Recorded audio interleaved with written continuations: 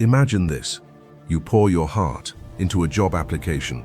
Weeks of waiting, silence. Then, a single email arrives.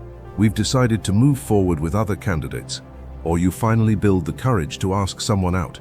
You send the message, your chest tight with hope, and all you get in return is nothing. No reply, no closure, just digital silence. Sound familiar? Welcome to the modern world, a world where rejection isn't a rare occurrence, it's a constant companion. Studies call Gen Z the most rejected generation. Rejection in college admissions, job markets, and dating apps has become so routine that it now shapes our psychology. Surveys show 8 in 10 young men fear approaching potential partners. The job market? Colder than ever with AI disruptions, remote work instability, and constant layoffs. In a world that moves faster than our emotions can process, rejection can feel like proof that we're not enough. But what if rejection isn't the end? What if it's the training ground of resilience, the forge that shapes unbreakable character? Today we turn to a man who lived through far worse, Epictetus. Born a slave in ancient Rome, he was crippled by abuse, and yet he became one of the greatest philosophers of all time. His teachings formed the backbone of Stoic strength, the ability to remain unshaken no matter what happens. His lesson? You can't control rejection, but you can control your response. Today's video is about the Stoic response that wins. This is the Stoic Warlord channel. If you're ready to transform your nose into power, hit like, subscribe, and let's begin. Section 1. Stoic responses to rejection in dating. From ghosting to heartbreak, dating today is like a never-ending job interview. Profiles, swipes, text chemistry tests, and still, so many connections end in silence. Ghosting has become normal, but emotional detachment hasn't. The pain of rejection, even digital, still cuts deep. Epictetus would understand this perfectly. He said, "It's not events that disturb people, but their judgments about them." When someone ignores you, it's easy to create stories in your head. I wasn't enough. I said something wrong. I'll never find someone. But Stoicism teaches that the sting isn't in their silence. It's in the meaning you attach to it. Their action is external. Your interpretation is internal. So what does the Stoic man or woman do when ghosted? He doesn't chase. He doesn't collapse into self-doubt. He recognizes their choice is not his to control. Marcus Aurelius wrote, "If anyone despises me, that's their concern. My only concern is not doing or saying anything deserving of contempt." In other words, if your conscience is clean, let go. Imagine you go on a date. It goes well. You text after, and they never reply. Instead of spiraling, you pause and say, "I don't control their response, I only control my own composure." Then you do what Stoics call returning to reason. You redirect the emotional energy inward toward reflection, discipline, and self-respect. Seneca once warned, "We suffer more often in imagination than in reality." He meant this literally. Rejection lives longer in our imagination than in real life. So next time you face silence, first ask, what story am I telling myself, and is it true? Practical Stoic exercise. Write the event at the top of a journal page. I was ghosted. Then divide it in half. Left side, what's in my control? Right side, what's not? You'll find the right side always outweighs the left, and that's freeing. A man once told me he faced 15 rejections on dating apps in a row. Instead of giving up, he applied Stoic detachment. He refined what was in his control, his photos, his tone, his presence.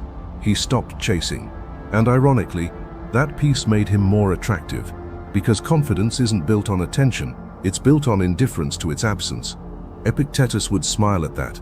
He taught, "Don't seek for events to happen as you wish, but wish them to happen as they do, and you will go on well." To the Stoic, rejection isn't failure. It's information. It's redirection. It's proof that your peace no longer depends on others.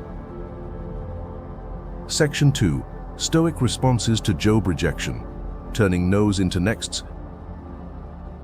Job rejection hits differently. You prepare, you study, you rehearse every answer. Then comes the email. "We regret to inform you." The worst part isn't the no. It's the silence after. The waiting, the wondering, the maybe if I had just thoughts. Epictetus again offers clarity. Some things are up to us, and some are not. Hiring decisions, not up to you. Effort, preparation, composure, completely yours. When faced with rejection, Seneca would ask, "What's fortune to me? She cannot take away my virtue." In other words, no employer's decision can diminish your value. The Stoic strategy is reflection, not reaction. After a rejection, ask 3 questions. What part of this was beyond my control? What could I improve next time? What did I learn about myself through this process? Because while others seek quick validation, Stoics seek continuous improvement. Modern Stoic practice, the control audit. List the parts of the application process under your influence. Then let the rest go. Epictetus said, "No man is free who is not master of himself." Freedom here means freedom from outcome dependence. When I once got rejected from a dream job after 3 long interviews, I felt crushed. Then, I remembered Marcus Aurelius. The impediment to action advances action. What stands in the way becomes the way. That rejection became the catalyst for developing this channel, a project aligned with my values, not corporate validation. Rejection redirected me to purpose. That's the hidden Stoic truth. When fate closes one path, it's often guiding you toward another. But only the calm mind can see it. Section 3. Stoic responses to life's rejections. Friends, dreams, and fate. Rejection isn't limited to careers or romance. It finds us in friendships that fade, projects that fail, dreams that collapse. Seneca once wrote, "Sometimes even to live is an act of courage, because to live well, you must face constant loss and remain undisturbed."